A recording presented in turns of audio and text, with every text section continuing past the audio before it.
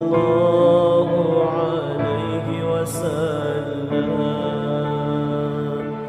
صلى الله على محمد صلى الله. Bismillahirrahmanirrahim. Assalamualaikum warahmatullahi wabarakatuh. Alhamdulillahi rabbil alamin, wassalatu wassalamu ala asrafil anbiya'i wal mursalin, sayyidina wa habibina wa syafi'ina wa maulana Muhammadin wa ala alihi wa sahbihi ajma'in, amma ba'du. Qala Allah ta'ala fil Qur'anil Karim wa huwa asdaqul qailin, a'udzu billahi minasyaitonir rajim. Bismillahirrahmanirrahim. Ya ayyuhalladzina amanu kutiba alaikumus syiyam kama kutiba alal ladzina min qablikum la'allakum tattaqun. Shadaqallahul azim wa shadaqa rasuluhul habibun nabiyul karim wa nahnu ala dzalika minasyahidin wa syakirin walhamdulillahi rabbil. Fa ya ayyuhal hadirun usikum wa nafsi bitaqwallahi faqad fazal muttaqun wa akhusukum ala ta'atillah wa ta'atir rasulil la'alakum tuflihun. DKM Masjid beserta segenap jajaran pengurus yang saya hormati, para alim ulama, para asatidz, para guru, segenap tokoh masyarakat, bapak-bapak, ibu-ibu, hadirin jamaah salat subuh yang sama-sama mudah-mudahan kita semua dirahmati oleh Allah Subhanahu wa taala. Alhamdulillah, puji dan syukur kita panjatkan kehadirat Allah. Teriring salawat dan salam semoga tercurah limpahkan pada junjungan kita baginda Nabi besar kita Muhammad sallallahu alaihi wasallam beserta para keluarga dan sahabatnya serta para pengikut dan umatnya hingga akhir zaman nanti. Bapak Ibu yang dirahmati Allah, hari ini kita masih berada di bulan suci Ramadan. Kita melaksanakan ibadah puasa di hari yang ke-23. Berapa? Oh, 16. Berarti masih fokus ya. Baru 16 Bu ya. Sudah separuh ibadah Ramadan kita jalani. Mudah-mudahan Allah panjangkan umur kita, Allah sehatkan badan kita, bisa melaksanakan ibadah Ramadan tahun ini sampai selesai dalam keadaan sehat walafiat. Bapak Ibu yang dirahmati Allah, biasanya Pak, setiap perintah Allah, Bu, setiap ibadah yang kita kerjakan itu biasanya nilai pahalanya Allah unjukin, Bu. Jadi ibadah yang kita kerjakan itu yang diperintahkan Allah itu biasanya nilai pahalanya Allah kasih tahu. Contoh misalnya nih, ibadah nyantunin yatim, Allah unjukin Pak pahalanya. Kata Nabi, ana wa kafilul yatimil muslimin fil jannah kahatain. Saya dengan orang-orang yang menyantuni anak-anak yatim, yang mengurus anak yatim, nanti di sorga dekatnya seperti dua jari tangan ini. Jadi orang yang menyantuni, mengurus anak yatim, dia masuk sorga, bahkan di sorga dia berdampingan dengan Nabi Muhammad. Jadi pahala nyantunin yatim Allah unjukin tuh. Pahala ibadah haji sama Allah kasih tahu Pak. Kata Nabi, al-hajjum mabruru laysa lahul jaza ilal jannah. Haji yang mabrur balasannya tidak lain kecuali surganya Allah Subhanahu wa taala. Bapak Ibu melaksanakan ibadah haji, hajinya mabrur, diterima sama Allah, itu pahalanya masuk surga. Allah unjukin Pak pahala ibadah haji, masuk surga. Ya wajar Bu, pantas baik kalau surga, kalau ibadah haji pahalanya surga sesuai sama ongkosnya. Ya ukuran ekonomi bangsa kita kan ongkos haji mahal Pak. Bukan cuma ongkosnya sekarang mah Pak, nunggunya juga lama. Yang reguler aja Bu, haji yang biasa yang ongkosnya 60 jutaan, kalau Ibu daftarnya sekarang tahun 2025 bulan Maret, tahun ini Pak Bapak daftar, itu diperkirakan berangkatnya tahun 2053. Tangsel tuh. Berarti nunggunya berapa lama tuh? 28 tahun nunggunya. Kalau kita daftar Pak umur 40 tahun, waktu daftar nih umur 40 tahun, kemudian mesti nunggu 28 tahun, diperkirakan pas waktu keberangkatan umur kita udah 68 tahun. Kalau daftarnya umur 50 tahun, nunggunya 28 tahun, diperkirakan pas berangkat itu umur kita udah 78 tahun. Jadi waktu daftarnya Pak masih seger, begitu berangkat udah doyong. Udah tua namanya, udah 78. Yang rada cepat yang mahalan juga sama, yang mahalan ONH plus 160 jutaan itu juga sama, mesti nunggu berapa lama, 5 tahunan. Yang plus yang 160 juta itu mesti nunggu juga 5 tahun. Kalau mau yang cepetan ada namanya Haji Furoda. Haji Furoda mah 360 juta seorang ongkosnya. 360 juta bu seorang, kalau berangkat bertiga 1 miliar lebih dah. Itu tahun ini kita setor, tahun ini berangkat. Itu Haji Furoda 360 jutaan. Ada lagi bu yang lebih cepat, namanya Haji Torik. 2 bulan udah pergi haji jemaah, digendong sama emaknya. Jadi gitu tuh. Pantas saja kalau ibadah haji itu pahalanya masuk surga. Allah unjukin Pak. Atau sholat sunnah 2 rakaat sebelum subuh tadi nih. Ya, sebelum subuh kita sholat sunnah 2 rakaat ya. Nah itu juga sama bu Pak.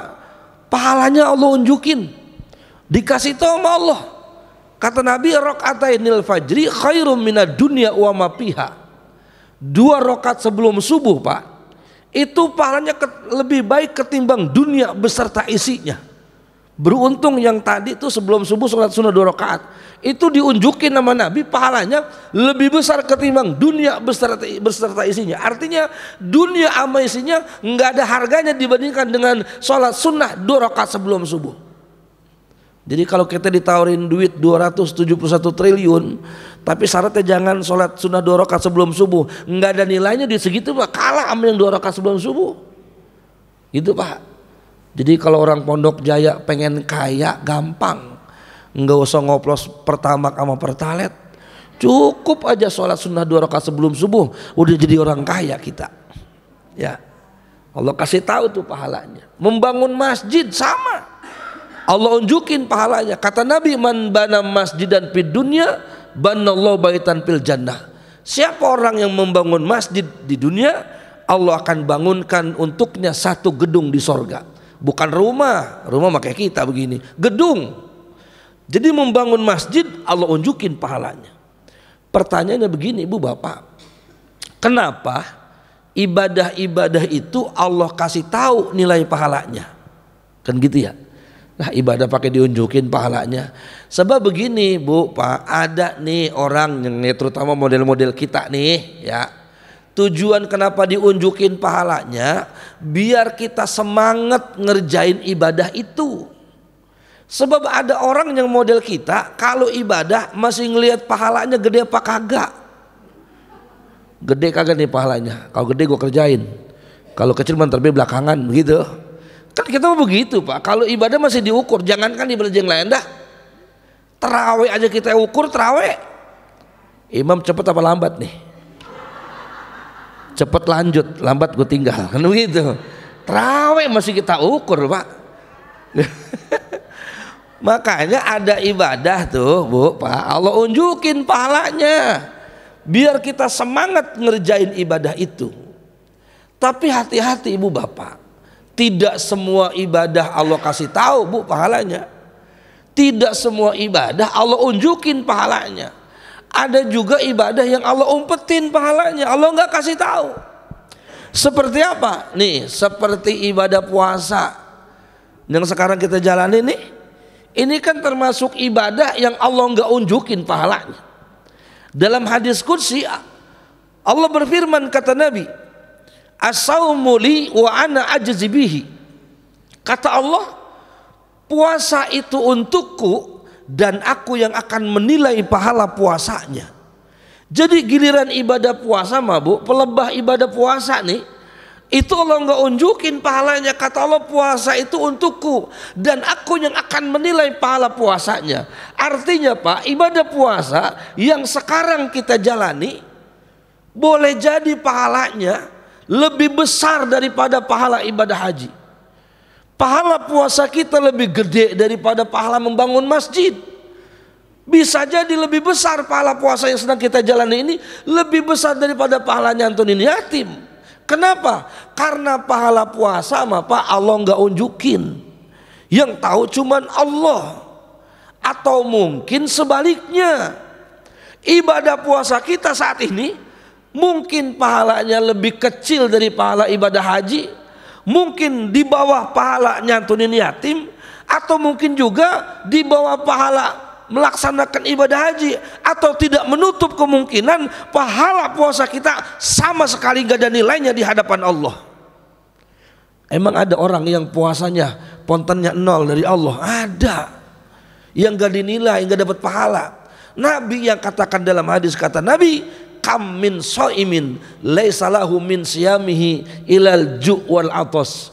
Berapa banyak orang yang berpuasa tidak mendapatkan apa-apa kecuali hanya lapar dan haus saja. Jadi hati-hati nih kalau ibadah puasa mah Allah nggak unjukin pahalanya. Kayak begini Pak nih gampangnya nih. Bapak nih kita kerja di kantor di satu perusahaan. Begitu kita masuk kantor, bos bilang begini Pak, Bapak kerja di sini, gaji Bapak sebulan 5 juta. Kalau bos udah ngatah gaji kita 5 juta sebulan, kan hati kita tenang Pak. Emang apa? Udah dikasih tahu 5 juta sebulan. Kita datang jam 6 5 juta sebulan. Datang jam 8 ya 5 juta juga sebulan. Kita rajin 5 juta. Kita rada malas 5 juta juga udah diomongin sama bos segitu. Tapi begini mah beda lagi. Begitu kita masuk kantor, nyampe di kantor bos ngomong begini Pak, kata bos, Bapak kerja di sini, urusan gaji urusan saya. Lah kan kita was-was Pak. Bujuk gaji gue udah duit ini ya, kan begitu. Boleh jadi gaji kita di atas 5 juta kalau kita rajin mah, atau mungkin di bawah 5 juta kalau kita nggak rajin. Kenapa? Sebab urusan gaji urusan bos. Ibadah yang lain Allah kasih tahu nilai pahalanya, tapi giliran puasa hanya Allah langsung yang menilai berapa nilai pahala puasa yang akan kita dapat. Makanya hadirin yang dirahmati Allah, tadi kata Nabi, berapa banyak orang yang berpuasa tidak mendapatkan apa-apa kecuali lapar dan haus saja.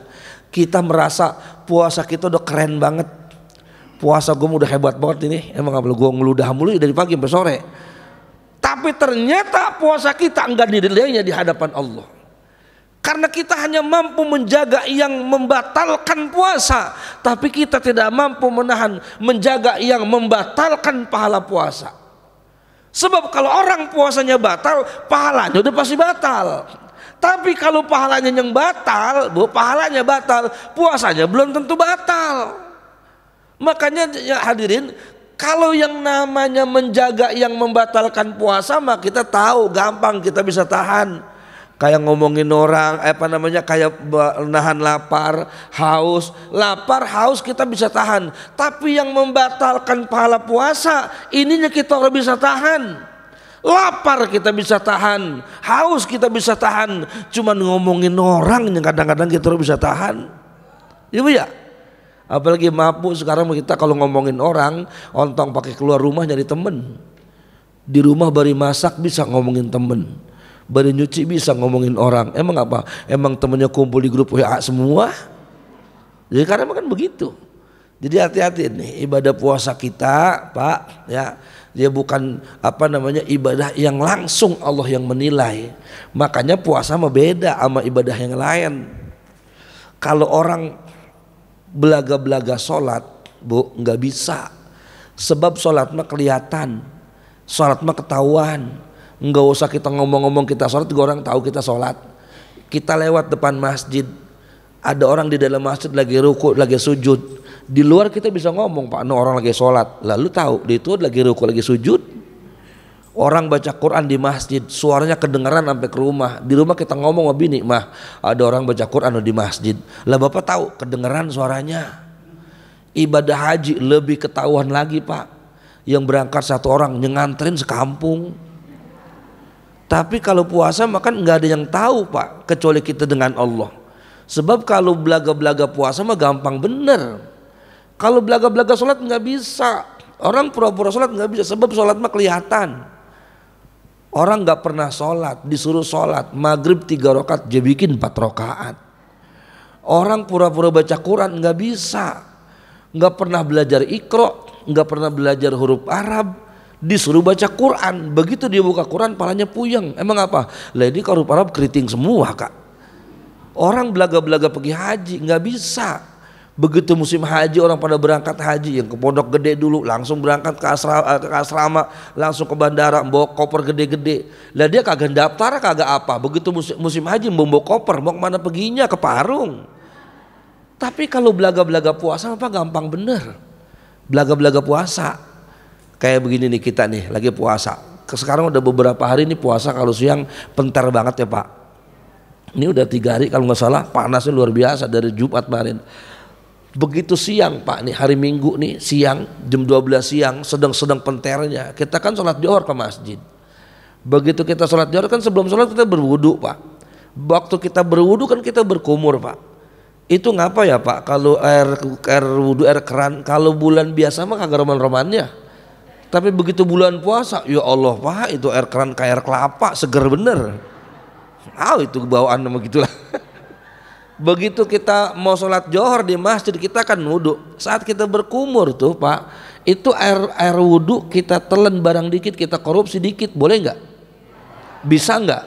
Bisa, kenapa kagak?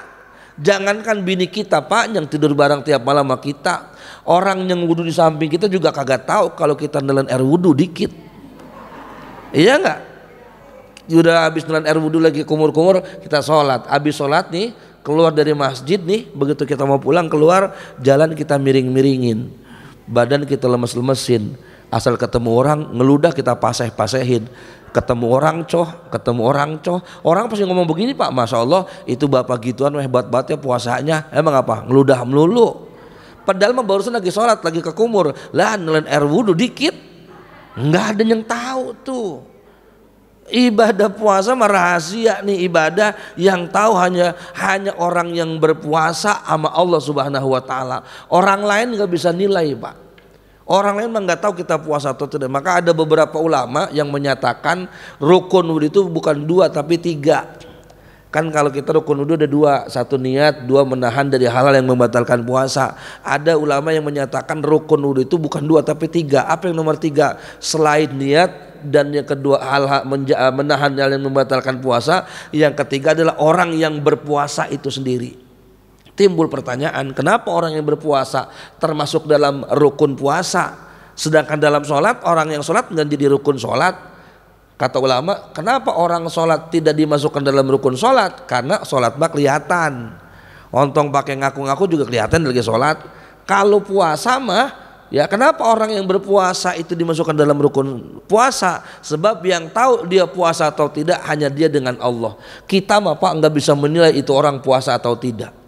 Coba ntar siang, jalan siang-siang sedang panasnya nih, ada orang jalan berdua berending, yang satu pakai baju koko, pakai sarung, pakai peci rapi, yang satu pakai kaos obong, celana buntung, jalan berdua nih berending. Kita ngomong begini, tuh yang pakai koko tuh, gua tahu dia lagi puasa. Yang pakai celana buntung, kaos oblong, dia mah kagak puasa itu, belum tentu. Apalagi kayak kemarin lagi musim corona, siang-siang bulan puasa kita disuruh pada pakai masker. Boleh jadi nggak punya puasa, dalam lagi ngemut permen kita kagak tahu.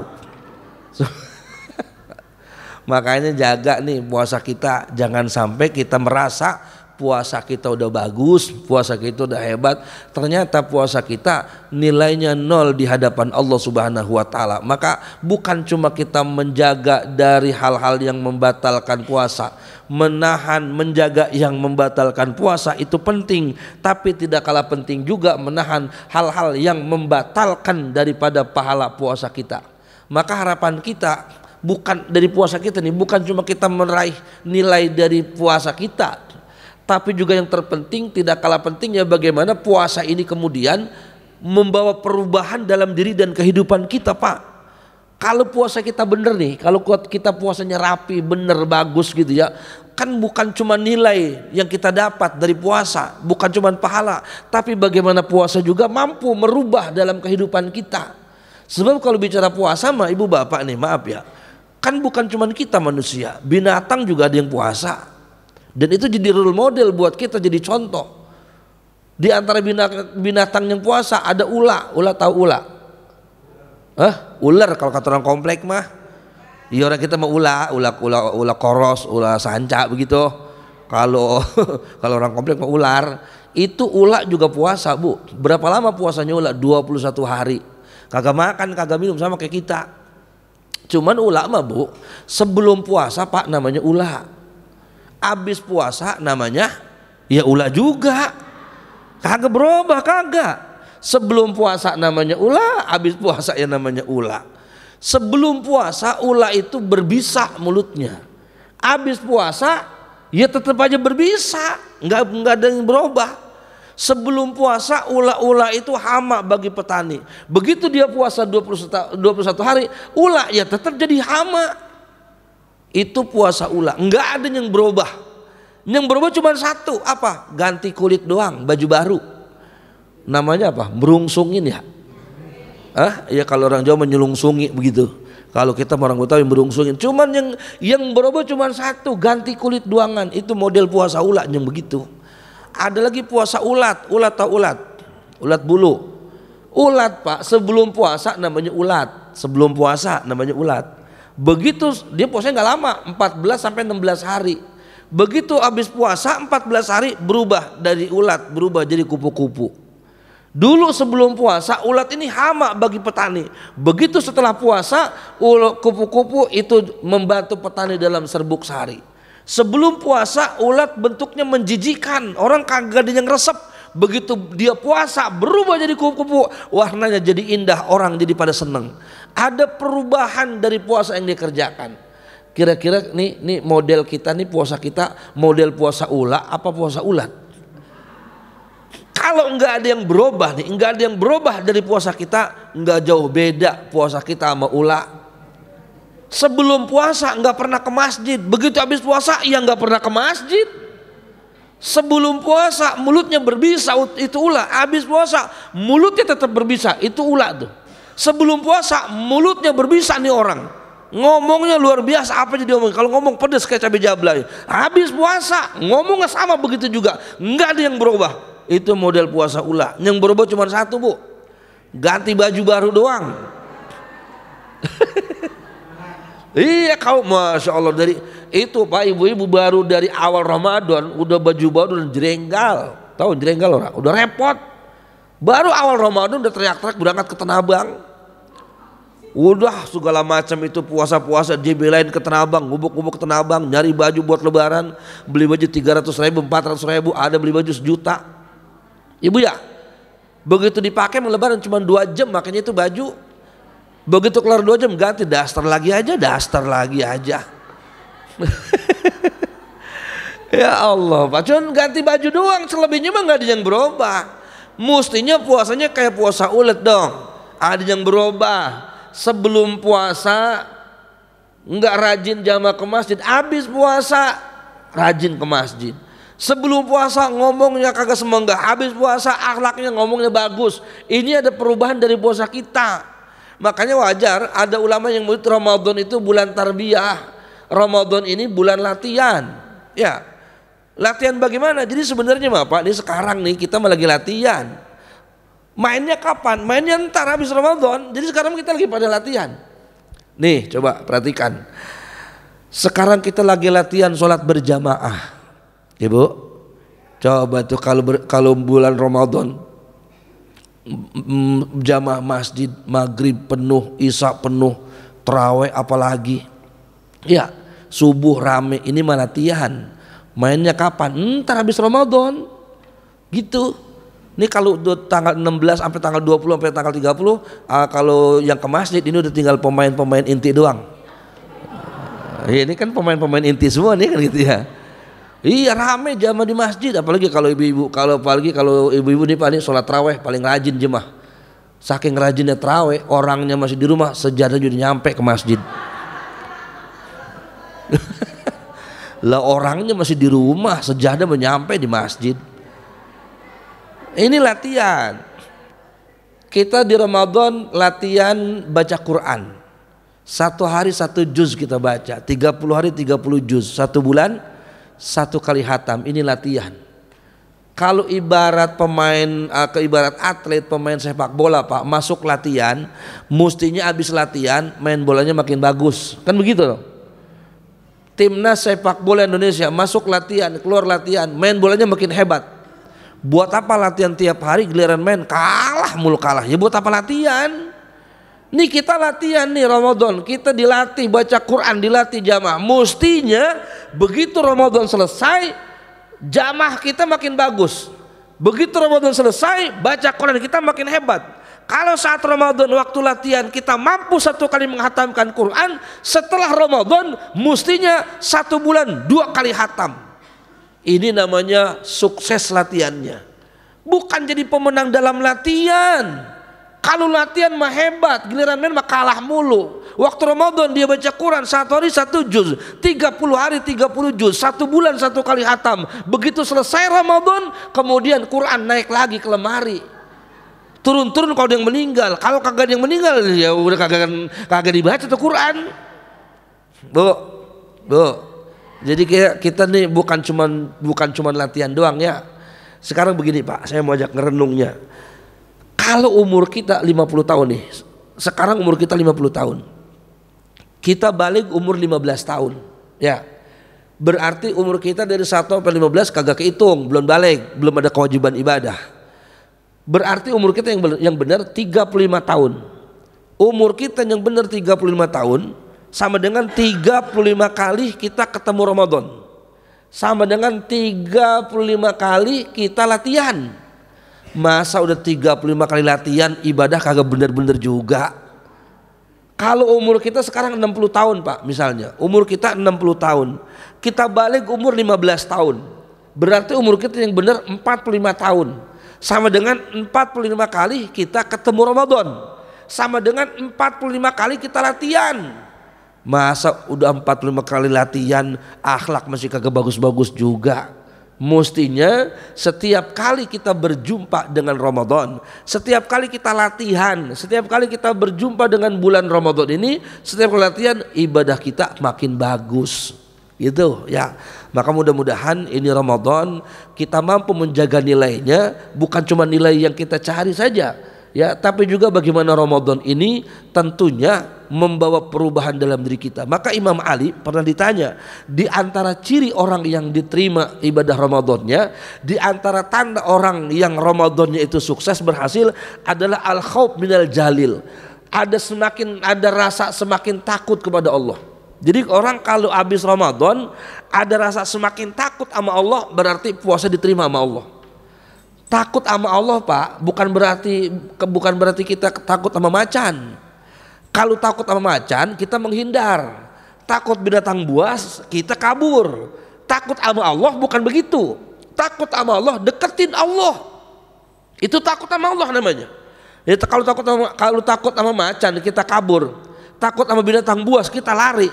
Takut sama Allah jangan kabur. Justru takut sama Allah deketin Allah.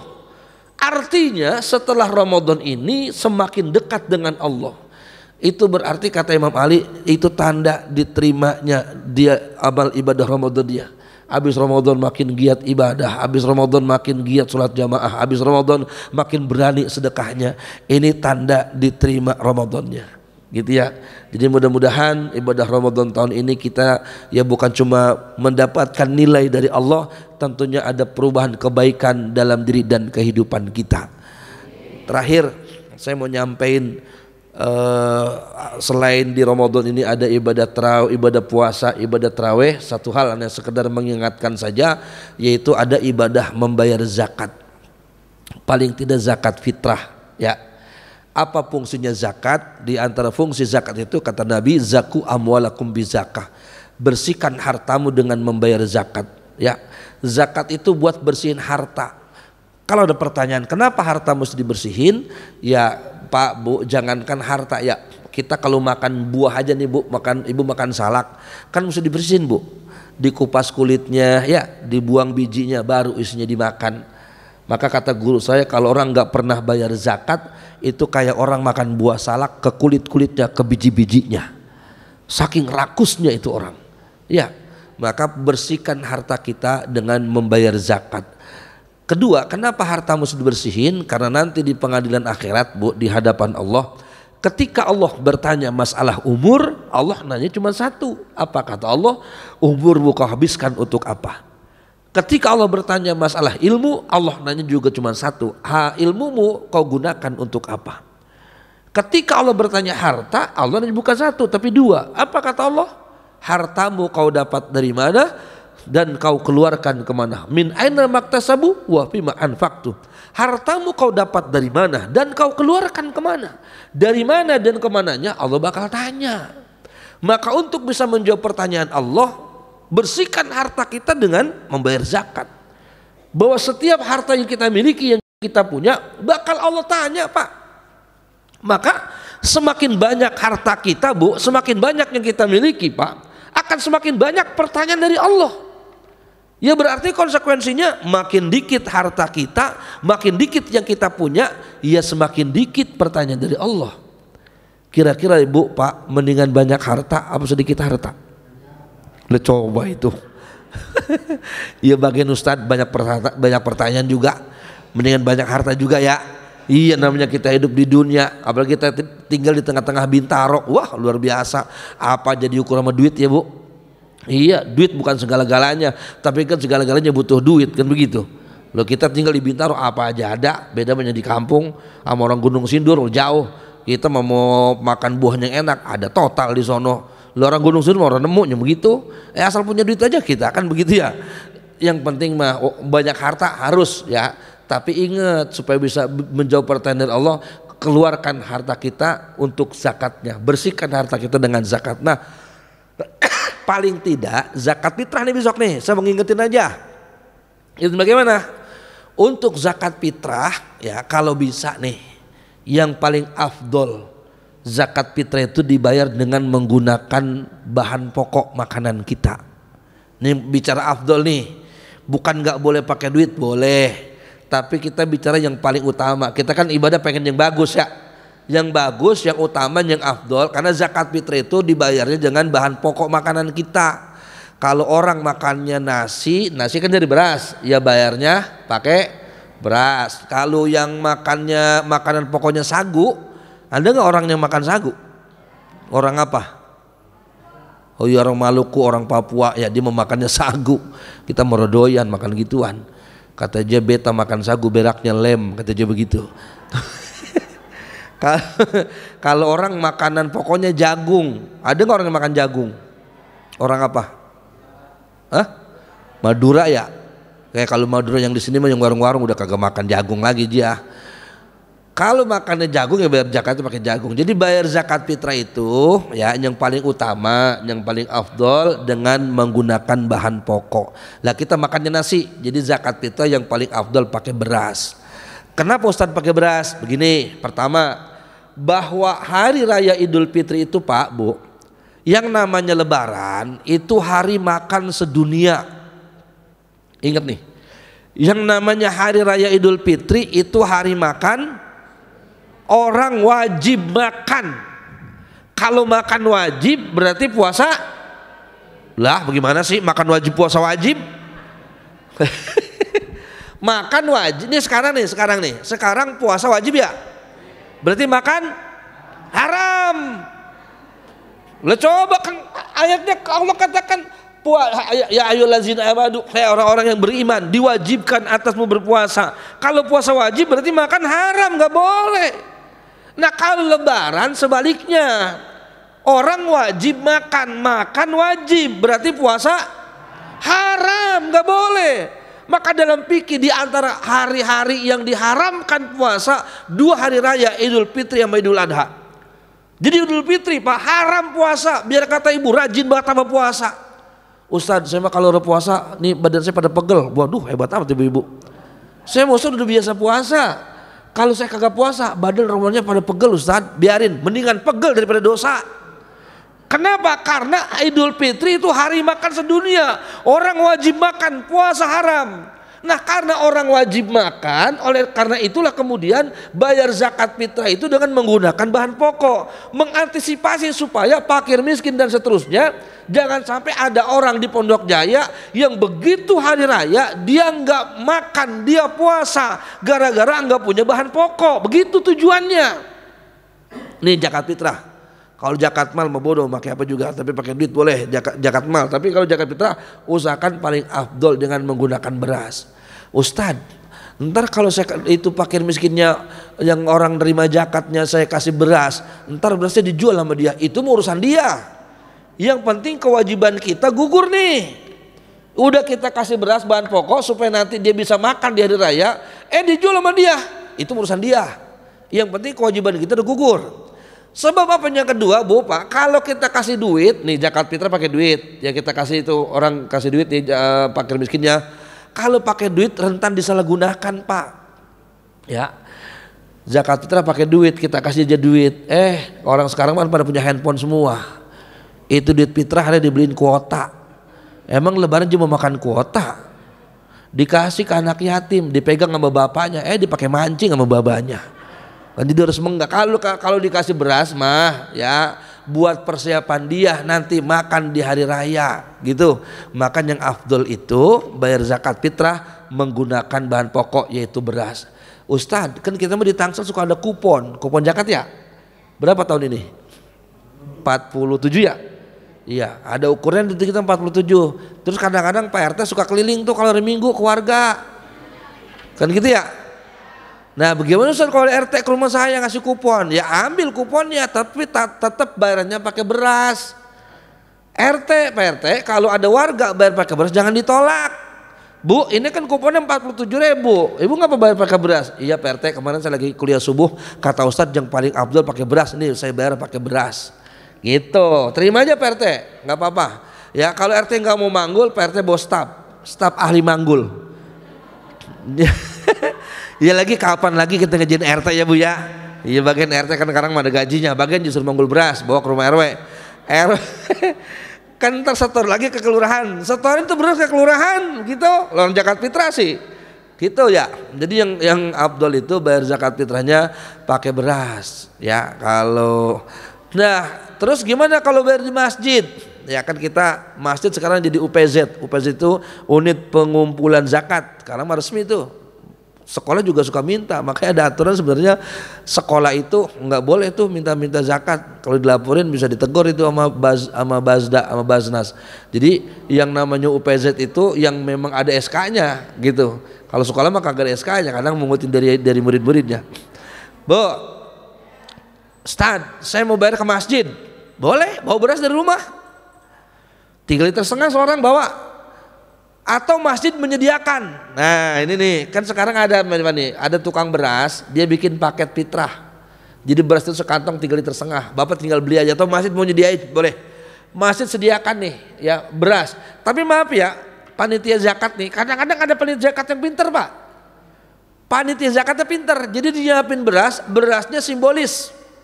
Di meja panitia ada beras 3,5 liter. Sekarang begini Pak.